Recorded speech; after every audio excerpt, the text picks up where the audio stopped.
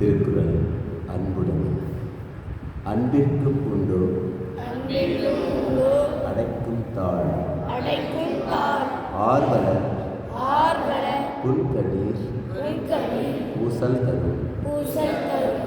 ஒருவர் தன்னுடைய அன்பை எவ்வகையிலும் மறைக்க முடியாது. துயரத்தில் இருப்பவருக்காக அவர் சிந்தும் கண்ணீரே அவரது அன்பை வெளிப்படுத்துகிறது. அன்பிலார் எல்லாம் தமக்குரியது. அன்புடையார் என்பும் உரிய பிறர்க்கு. அன்பு இல்லாதவர்கள் எல்லா பொருளையும் தாமே பயன்படுத்திக் கொள்வர்.